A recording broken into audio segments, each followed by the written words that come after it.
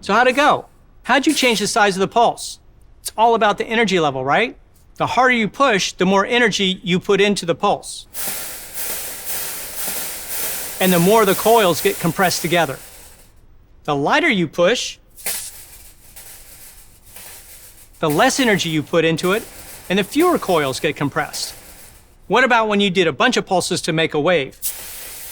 How is the frequency and the wavelength related? Well, if you have a high frequency, you get a short wavelength, right? If you have a slow frequency, you have a longer wavelength. So let's connect all of this to the ultrasonic sensors in the car bumpers. So how do the sensors detect nearby objects? Well, remember what happened when you created the pulses and waves in the Slinky when it hit your partner's hand. It reflected back, right? Well, the same thing happens with the sensors. The sensors send out sound waves, which travel as a longitudinal or compression wave outward and hit nearby objects. Some of those waves reflect back and are detected by the sensor.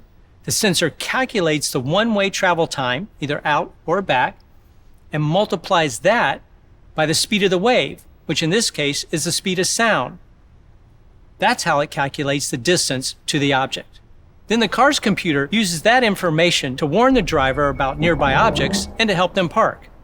And finally, why can't we hear any sounds coming from the sensors? It's because the frequency is way too high. The most common frequency used in ultrasonic sensors is 52,000 pulses per second. That's 52,000 hertz.